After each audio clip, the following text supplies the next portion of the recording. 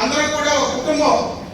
చిన్న చిన్న ego clash వల్ల అభివృద్ధి కార్యక్రమాలకి ఏమాత్రం కూడా ఆటంకం కలగకుండా అందరం కూడా ముందుకెళ్లాలని మీకు తెలియజేసుకుంటున్నాను.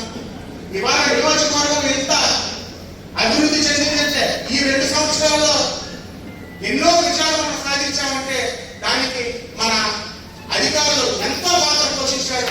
నిజంగా అధికారుల యొక్క ప్రవర్తన మనం మర్చిపోకూడదు. కానీ ఒక విషయం మాత్రం చెప్తున్నా అధికారులకి, దయచేసి ఇంకా బాగా పనిచేయవచ్చు, ఇంకా అభివృద్ధి సంక్షేమ ఫలాలు ఉన్నాం.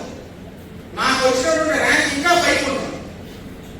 కొంతమంది అలసత్వం వ్యవహరించడం వల్ల ప్రజా ప్రయోజనాలకు సంబంధించినటువంటి పనుల్లో మీరు అలసత్వం వహించడం వలన నియోజకవర్గ ప్రజలు ఇబ్బంది పడుతున్నారు. ఈ 2 సంవత్సరాలు హైకోర్టు పీరియడ్ అయిపోయింది. ఇప్పటికైనా పద్ధతి మార్చుకోండి.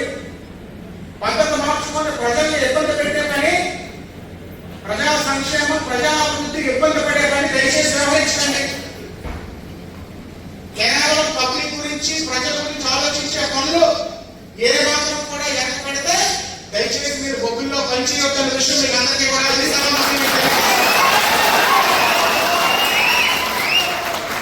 మీరు ఒక రోజు ఆఫీస్లో కూర్చుంటే అధికారులు బొబ్బుల నియోజకవర్గం కానీ జిల్లా సంబంధించిన అధికారులు ఇంచుమించు 100 మందికైనా ఒక రోజులో ఫోన్ చేస్తాను నేను మళ్ళీ రెండోసారి ఫోన్ చేయకుండా దాని విషయం ఏంటంటే నాకు తిరిగి చెప్పాల్సినటువంటి నైతిక బాధ్యత మీకు అందరికీ ఉంది. అలాగే వాయిదా చేసుకొని నా చేత మీరు 20 ఫోన్లు చేసినా 30 ఫోన్లు చేసినా మీ పంతాలో మార్పు లేకపోతే దయచేసి బొబ్బుల నియోజకవర్గంలోని మా దగ్గర పనిచేయాలనే విషయం మీకు అందరికీ కూడా కొంతమంది అనేక 90% కాల్ చేశారు. కొంతమంది అధికారులు సరిగ్గా పనిచేయకపోవడం వల్లే నా ర్యాంకింగ్ ఇంకా బయటపడవలసింది తగ్గిందనే విషయం సాక్షాత్ ముఖ్యమంత్రి గారు నాకు చెప్పారనే విషయం మీకు అందరికీ నేను నా విషయంలో, నా కూతురు విషయంలో, నా భార్య విషయంలో, నా తల్లి విషయంలో, నా అన్నదమ్ముల విషయంలో నేను రాజ్యపడతాను. కానీ నాకు గెలిపించి ఈ స్థాయిని తీసుకొచ్చి అపారమైన నమ్మకం పెట్టుకొని గుండెల్లో పెట్టుకున్నటువంటి బొబ్బిల నియోజకవర్గ ప్రజల విషయంలో నేను ఎట్టి పరిస్థితుల్లో రాజీ పడిన విషయం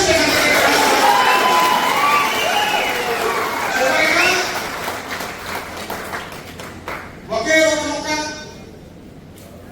బొబ్బిల నియోజకవర్గం నాకు దేవాలయం, బొబ్బిల నియోజకవర్గ ప్రజలు నాకు దేవుళ్ళు.